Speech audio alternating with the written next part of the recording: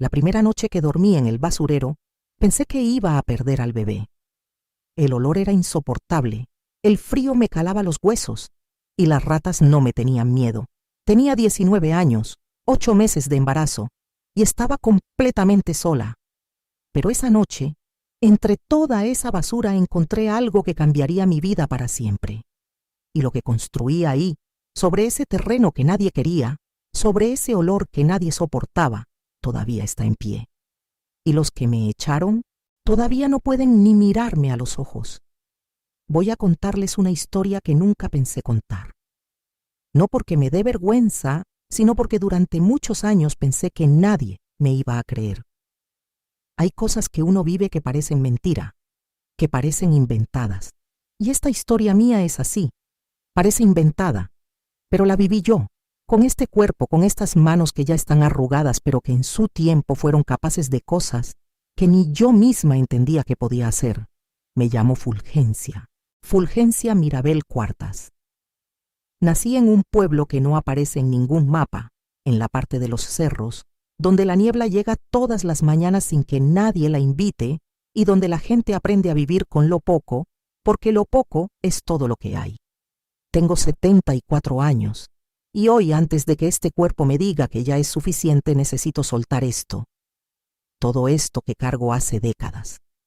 Porque si me muero con este secreto adentro, me muero a medias. Y yo no quiero morirme a medias. Mi vida hasta los 17 años fue la vida de cualquier muchacha de pueblo pobre. Ayudar en la casa, cargar agua, cuidar a los hermanos menores, ir a la escuela cuando había tiempo y cuando no había, quedarse en la casa haciendo lo que hubiera que hacer. Mi mamá se llamaba Dolores, y el nombre le quedaba bien, porque esa mujer sufría por todo. Sufría por la lluvia cuando había demasiada, y sufría por el sol cuando había demasiado. Sufría por los hijos que llegaban, y sufría cuando se iban. Era buena, eso sí. Era buena con esa bondad cansada que tienen las mujeres que han trabajado mucho y descansado poco. Mi papá era otro cuento, un hombre que aparecía cuando quería y desaparecía sin avisar. No era malo, pero tampoco era bueno. Era de esos hombres que existen sin terminar de estar presentes nunca. A los 17 conocí a Rogelio. Y aquí empieza lo que de verdad tengo que contarles. Rogelio Bedoya Llanos era hijo de la familia más respetada del pueblo. Tenían tierras, tenían ganado, tenían una casa con techo de teja, que era la envidia de todos. Y Rogelio era el único hijo varón, el consentido, el que iba a heredar todo. Era 6 años mayor que yo, era bien parecido, y me miraba de una forma que ningún hombre me había mirado antes. Yo era una muchacha pobre, criada entre niebla y trabajo, y ese hombre me miraba como si yo fuera algo valioso. ¿Cómo no me iba a enamorar? Nos veíamos a escondidas. Eso también debía haberlo entendido mejor, que el hombre que te quiere de verdad no te esconde. Pero uno a los 17 años no entiende eso. Uno a los 17 años entiende las miradas y las palabras bonitas y el calor de que alguien te elija. Y Rogelio me eligió, o eso creí yo. Durante casi 2 años nos vimos a escondidas en los potreros, detrás de la iglesia, en el camino viejo que nadie usaba. Y cuando quedé embarazada, pensé que él iba a hacer lo que debía. Pensé que íbamos a casarnos, que íbamos a formar una familia, que ese era el camino natural de las cosas. Me equivoqué. Me equivoqué de una manera que todavía me duele cuando lo recuerdo. Fui a buscarlo una tarde. Toqué la puerta de su casa por primera vez en 2 años, con mi barriga de 4 meses que ya se notaba, y lo esperé en el corredor. Y él salió, y vi en su cara algo que no había visto antes. No era vergüenza, no era miedo, era otra cosa. Era una frialdad que me dejó sin palabras. Me miró de arriba abajo, miró mi barriga, y me dijo en voz baja para que nadie adentro lo oyera: «Eso no es mío». Así, de frente, sin dudar. «Eso no es mío, y si vas a andar contando otra cosa, más te vale que lo pienses bien». Y cerró la puerta.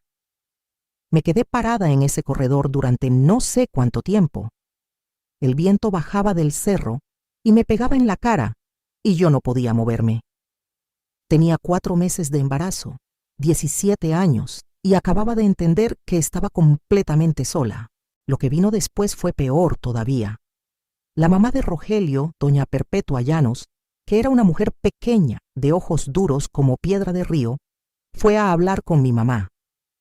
No sé qué le dijo exactamente, pero mi mamá llegó esa noche con los ojos rojos y los labios apretados, y me dijo que Rogelio había dicho que yo había andado con otros hombres, que yo era la que no me podía quedar quieta, que la deshonra era mía.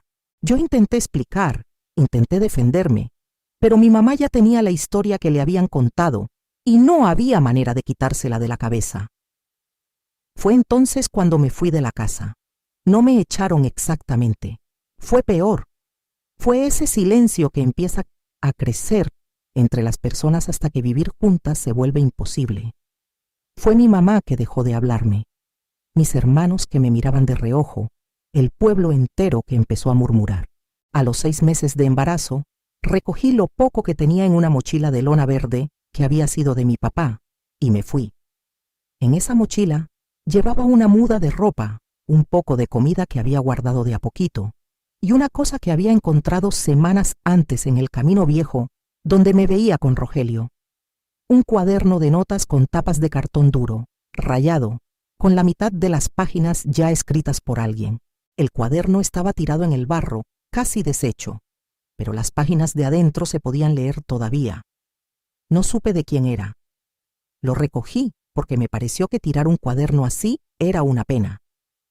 No le di más importancia en ese momento. Era solo un cuaderno viejo que alguien había perdido. Caminé 2 días. No sabía bien a dónde iba. Solo sabía que quería alejarme. Y al segundo día llegué a los límites del pueblo siguiente, que era más grande que el mío, y ahí, en las afueras, entre la carretera vieja y el río, estaba el basurero municipal. No era un lugar elegido. Era el lugar donde se me acabaron las fuerzas y los pies. Esa noche dormí entre bolsas de basura con el cuaderno apretado contra el pecho. Y lo que encontré después, lo que ese basurero me enseñó, lo que construí sobre esa tierra que nadie quería, eso es lo que todavía no les he contado. Y hay cosas en esa historia que ni yo misma entendí del todo hasta mucho, mucho tiempo después. Pero primero necesitan saber lo que pasó la segunda noche. Porque la segunda noche no estaba sola. El basurero de noche huele distinto que de día. De día huele a podrido, a metal quemado, a algo indefinible que uno aprende a ignorar si se queda el tiempo suficiente. De noche huele a todo eso, pero más concentrado, más oscuro, como si la oscuridad misma tuviera olor. Yo me había arrinconado entre 2 montones de bolsas grandes, con una carpa improvisada que armé con plástico negro que encontré tirado, y había logrado dormir un poco a pesar de todo, a pesar del frío, a pesar del olor, a pesar de los ruidos de los animales que se movían entre la basura. La segunda noche, cerca de las 2 de la mañana, oí pasos. Me puse rígida. El corazón se me fue a la garganta. Estaba embarazada de 6 meses, sola, en un basurero a las 2 de la mañana, y alguien se estaba acercando. Me quedé quieta, con la respiración cortada, rezando para que no me vieran. Y entonces, una voz de mujer dijo en la oscuridad: «Yo sé que hay alguien ahí. No se asuste. Yo también vivo aquí». Era Amparo Tuberquía. Tendría en ese entonces unos 50 años, aunque yo al principio le calculé más, porque la vida en ese lugar la había marcado de una manera que los años solos no explican. Era una mujer ancha de espaldas, de pelo blanco mezclado con negro, con manos enormes y callosas, y con unos ojos que miraban de frente sin parpadear. Me ofreció un pedazo de arepa fría y me preguntó sin rodeos si estaba huyendo o estaba perdida. Le dije que las 2 cosas. Amparo vivía en el basurero desde hacía 3 años. Hemos luchado mucho para proteger Tenía un este rancho lugar. armado con materiales que Mi esperanza es había que las ido futuras recogiendo de entre generaciones los puedan desechos. seguir disfrutando de esta Láminas de tierra. zinc, tablas de madera, pedazos de malla, lonas de camión. No era bonito, pero era firme.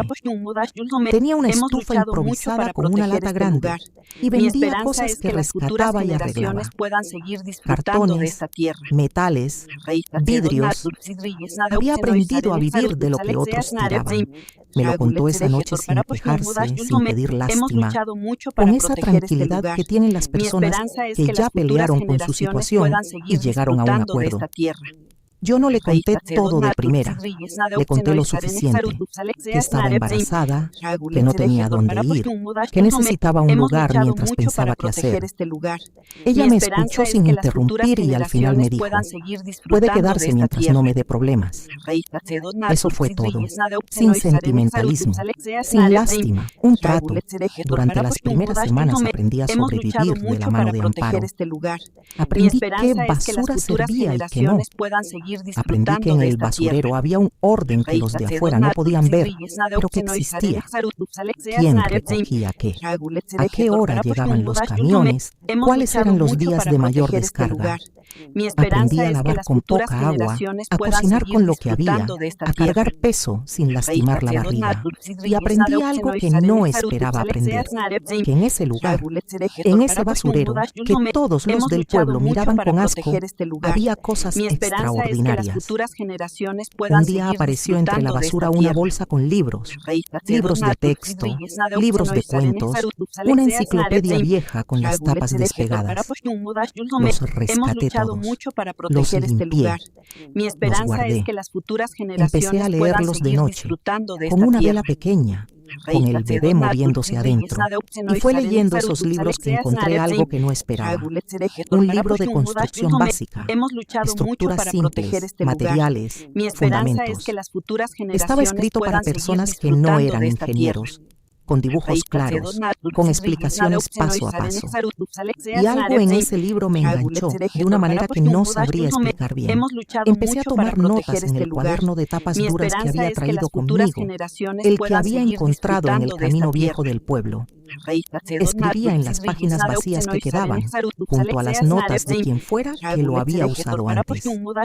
Medidas, materiales, ideas, cosas que iba entendiendo, cosas que quería probar. No sabía por qué lo hacía. No tenía un plan. Solo tenía esa inquietud que me picaba adentro y que me decía que había algo que yo podía hacer con mis propias manos si me ponía. Pero la vida no me daba respiro para pensar en eso con calma. Porque a las 2 semanas de estar instalada, llegó algo que no esperaba. Un muchacho joven de unos 23 años apareció por el basurero diciendo que buscaba trabajo. Se llamaba Narciso Rendón, flaco, con los ojos saltones y una sonrisa fácil, que de entrada me generó una desconfianza que no supe explicarme en ese momento. Amparo lo conocía de vista. Dijo que era del barrio más cercano, que era de fiar. Lo dejó quedarse. Le asignó una parte de la recogida. Y yo lo observé desde el primer día con esa sensación incómoda que no me abandonó. Narciso era trabajador. Eso había que reconocerlo.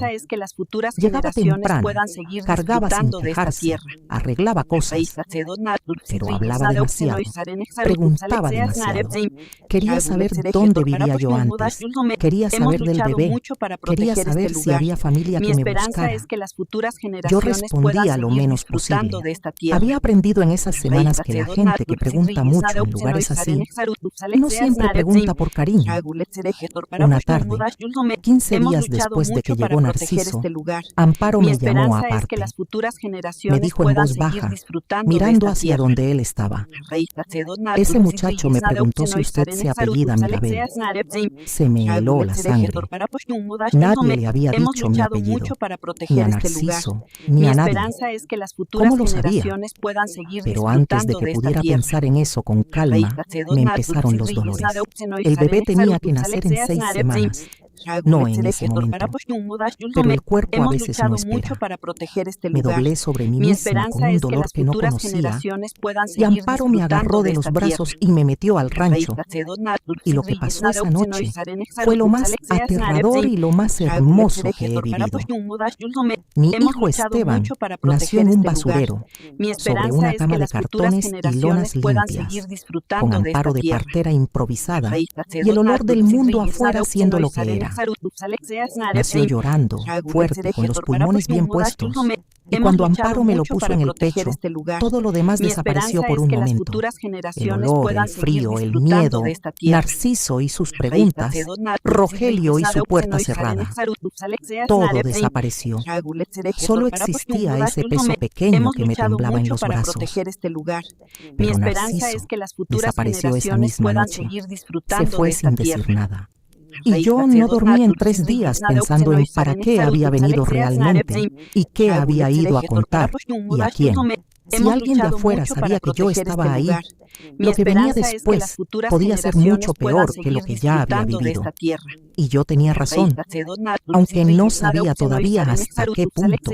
Antes de contarles lo que pasó después, necesito pedirles algo a ustedes que me están escuchando. Si esta historia los ha llegado al corazón, hagan clic en el botón que dice me gusta. Ese clic no les cuesta nada y a mí, a este canal, nos ayuda más de lo que creen. Y si todavía no están suscritos, busquen ese botón negro que dice suscribirse y apriétenlo. Así de sencillo. Estoy hablando especialmente con ustedes que tal vez no están muy acostumbrados a estas cosas del computador y el teléfono. Búsquenlo. Está ahí cerca del nombre del canal. Es negro y dice suscribirse. Un solo clic y ya. No se van a arrepentir, porque lo que viene a continuación les va a chocar el corazón. No lo digo para asustarlos, lo digo porque es la verdad. Pasaron 3 semanas desde que nació Esteban. 3 semanas en las que yo no dormí del todo nunca. El bebé mamaba bien, gracias a Dios, y Amparo me ayudaba con él cuando yo necesitaba cargar o trabajar, porque no había manera de quedarse sin hacer nada. En el basurero la vida no para. Los camiones llegan, la basura se acumula, hay que moverse o te quedas arriba. Yo seguía escribiendo en el cuaderno cuando podía. De noche, con Esteban dormido, sacaba el cuaderno y seguía. Ya no solo copiaba cosas del libro de construcción, ya tenía mis propios dibujos, mis propios planos rudimentarios. Había algo en ese terreno alrededor del basurero que me llamaba la atención. Había una parte hacia el oriente, en el borde donde el basurero se encontraba con una loma pelada, donde la tierra era firme, compacta, distinta. No era tierra de basura, era tierra de verdad. Y yo seguía mirando esa loma y pensando.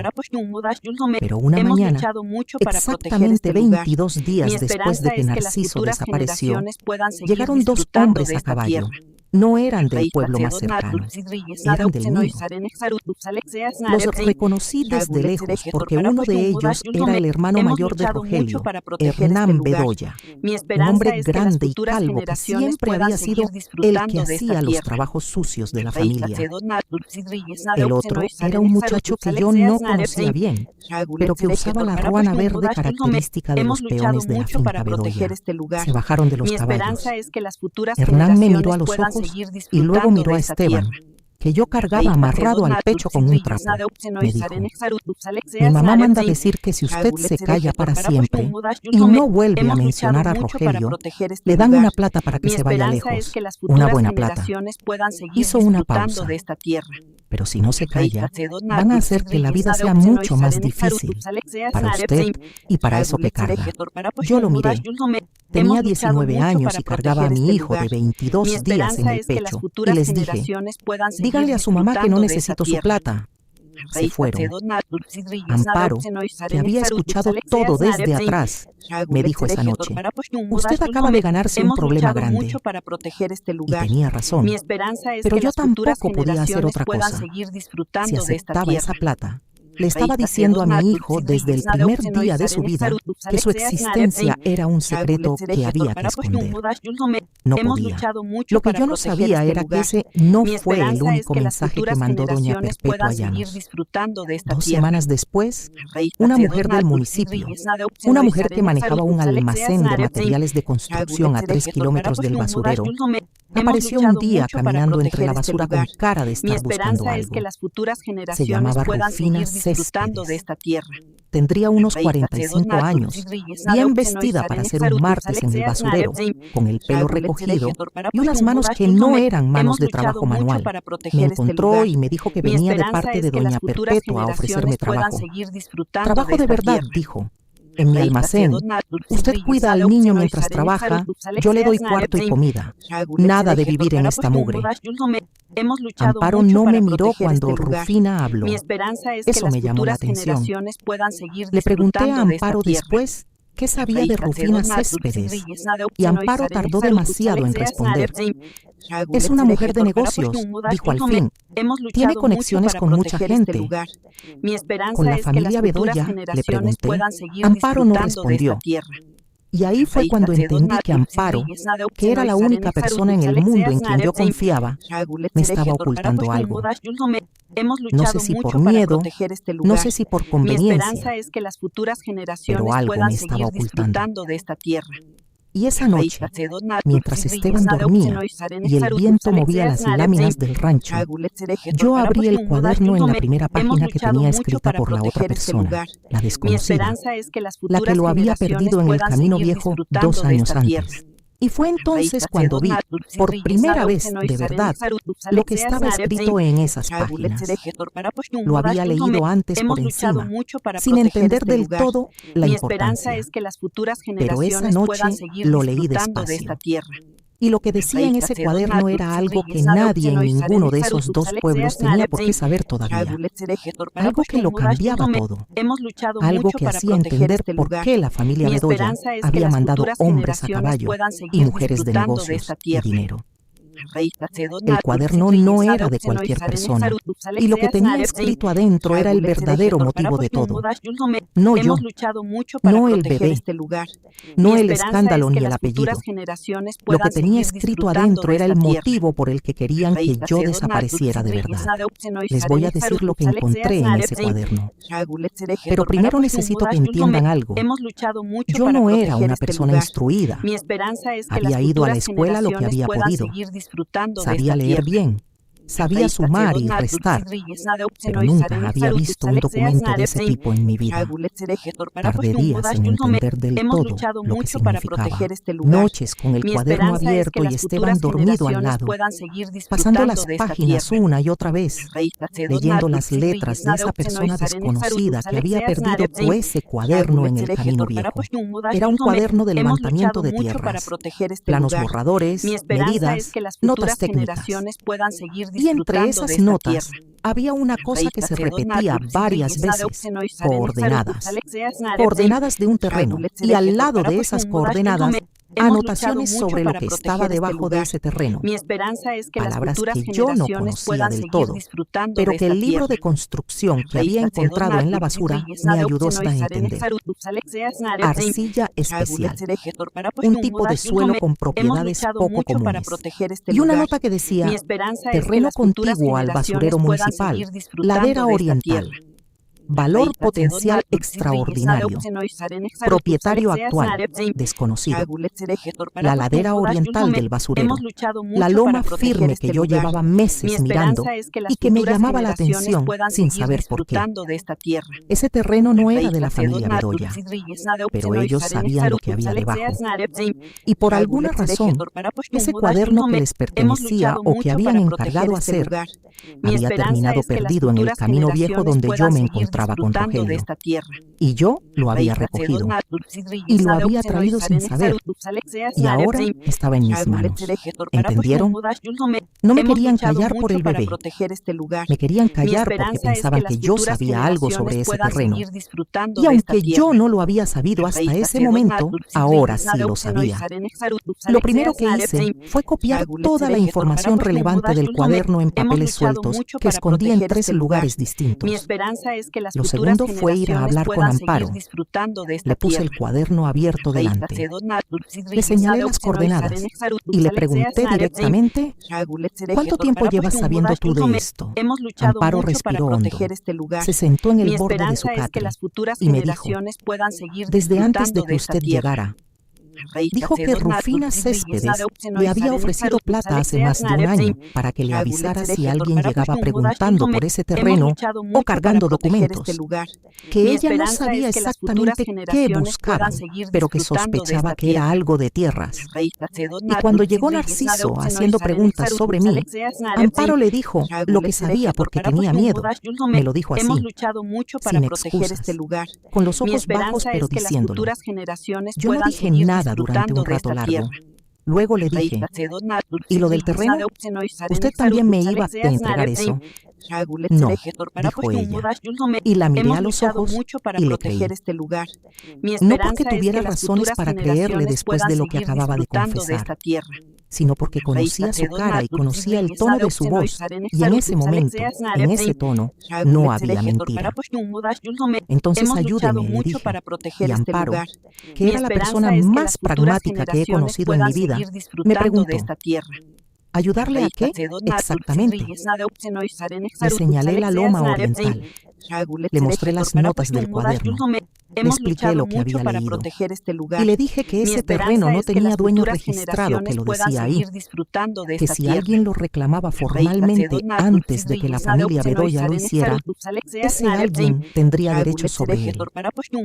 Amparo me miraba como si yo estuviera diciendo disparates. Usted es una muchacha de 19 años con un bebé de 2 meses, sin papeles, sin dinero, sin nombre en ningún registro, me dijo. ¿Y quiere reclamar un terreno? Sí, le dije.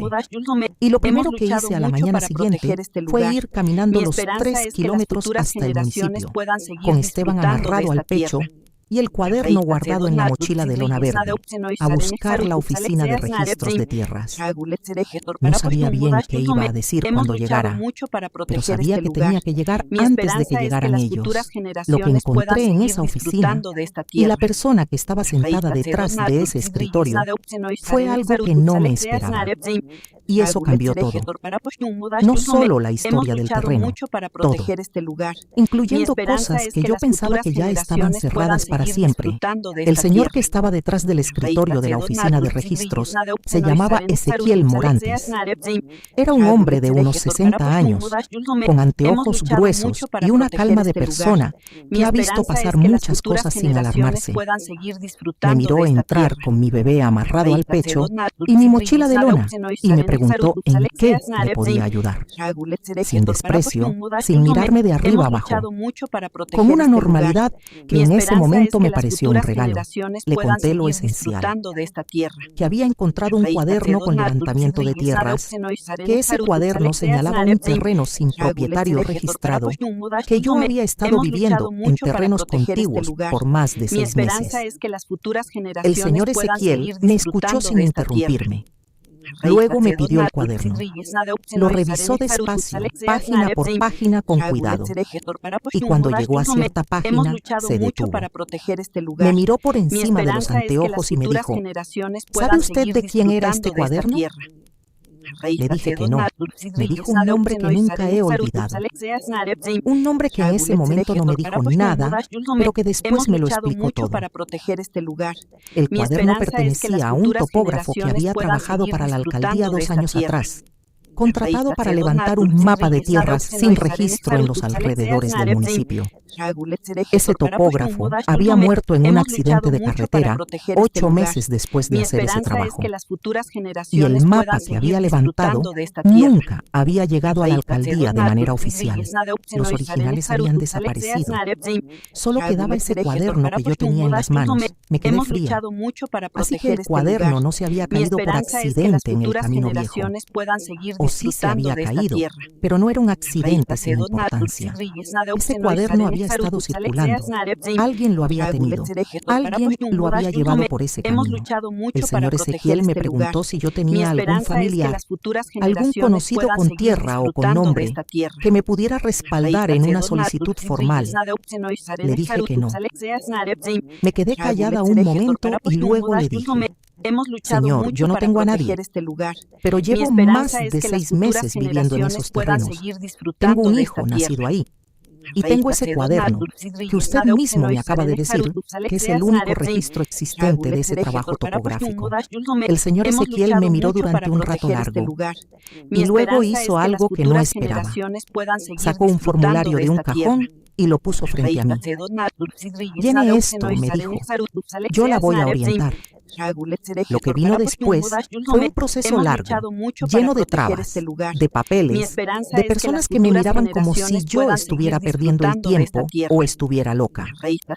3 meses de ir y volver a pie, esos 3 kilómetros, con Esteban creciendo, con el sol y la lluvia encima, con el cuaderno siempre guardado y las copias repartidas. En ese tiempo también empecé a construir. No esperé a tener el papel en la mano. Empecé a marcar el terreno con estacas, a limpiar la maleza de la loma oriental, a nivelar con herramientas que iba consiguiendo de a poco. El cuaderno de planos ya era mío también, lleno de mis propios dibujos en las páginas que quedaban. Lo que antes había sido el cuaderno de notas de un muerto, ahora era el cuaderno de planos de lo que yo iba a construir. Amparo me ayudaba cuando podía, y fue Amparo la que un día, mientras cavábamos para hacer los cimientos de lo que iba a ser el primer cuarto, me dijo con esa voz suya de nunca alarmarse: Fulgencia, creo que tenemos compañía. Miré hacia arriba. En el borde del camino, un poco lejos, había un carro estacionado. Y dentro del carro, aunque no podía ver bien las caras, había personas mirando hacia donde estábamos. 2 días después llegó Rufina Céspedes de nuevo, esta vez sin sonrisas. Me dijo que ese terreno tenía dueño real, que la familia Bedoya tenía documentos, que yo estaba construyendo en propiedad ajena y que si no me retiraba voluntariamente iba a tener problemas legales. Le pregunté que me mostrara esos documentos. Se fue sin mostrarme nada.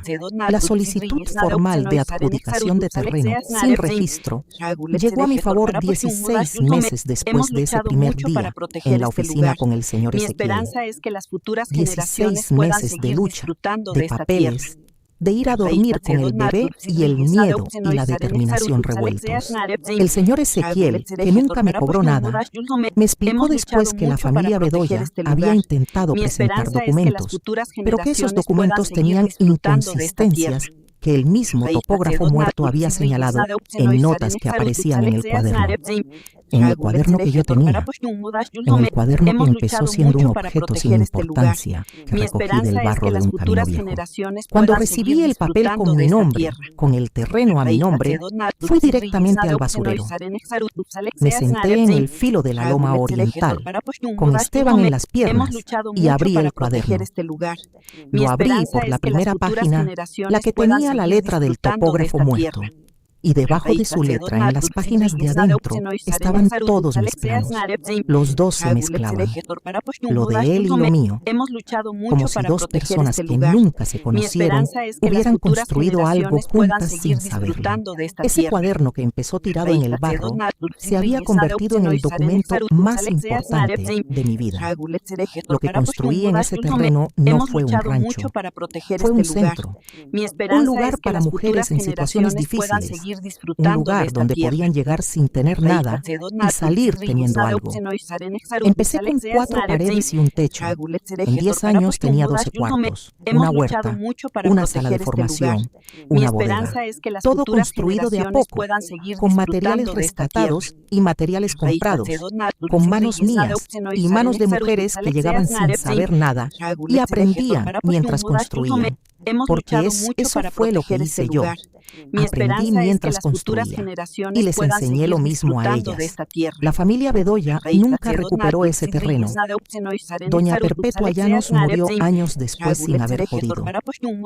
Rogelio se fue del pueblo y dicen que le fue mal, pero eso no me da satisfacción. Hernán Bedoya, el que llegó a caballo con su amenaza, pasó frente a mi centro un día, muchos años después, y bajó la cabeza. No me saludó. Solo bajó la cabeza y siguió. Rufina Céspedes. Rufina fue el personaje más interesante de toda esta historia. Resulta que Rufina Céspedes, la mujer de negocios con sus conexiones, era la que había tenido el cuaderno originalmente. Había estado en manos de su familia antes de perderse, y cuando se enteró de que yo lo tenía y de que había usado esa información para reclamar el terreno, me mandó un mensaje, no de amenaza, un mensaje que decía simplemente, bien jugado, nada más. Y eso me dijo más de esa mujer que todo lo que había visto antes. Amparo murió en el centro, en uno de los cuartos que construimos juntas, 7 años después. Murió tranquila, con gente alrededor. Eso fue lo que yo pude darle. Y eso fue lo que ella me dio a mí cuando más lo necesité.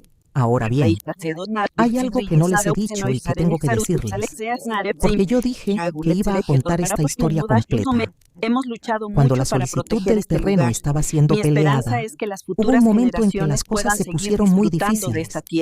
Los documentos de la familia Bedoya eran falsos, sí, pero yo sabía que los tenían y que los iban a presentar antes de que yo pudiera probar lo contrario. Entonces hice una cosa. Una noche fui donde el señor Ezequiel y le dije que si esos documentos llegaban a la oficina antes que los míos, iba a hablar con un periodista de la ciudad que había estado haciendo un reportaje sobre irregularidades en registros de tierra. Un periodista que yo en realidad no conocía, que no existía. Me inventé ese periodista para presionar al señor Ezequiel para que acelerara mi solicitud, y funcionó.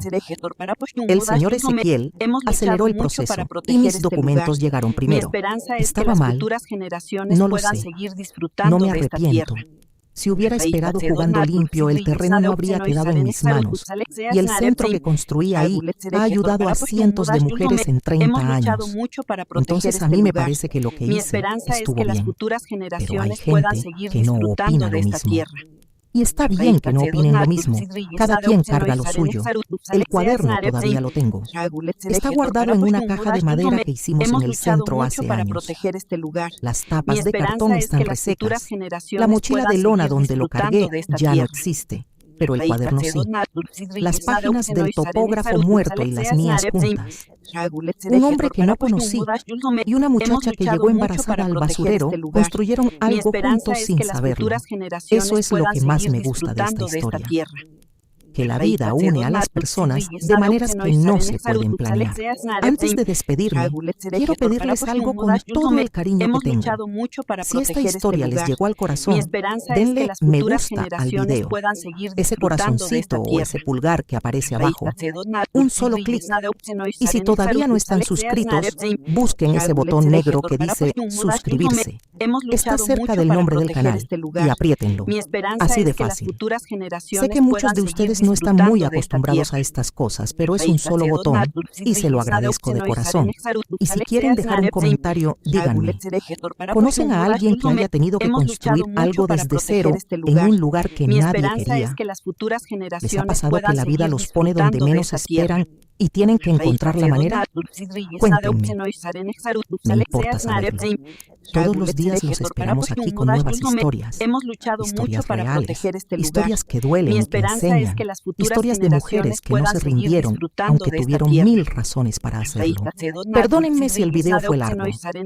Perdónenme si los tuve mucho tiempo aquí. Es que estas cosas no se pueden contar a medias. Necesitaba soltarlo todo de una vez, con todo el peso que tiene. Gracias por quedarse. Gracias por escucharme hasta el final. Eso vale más de lo que se imaginan.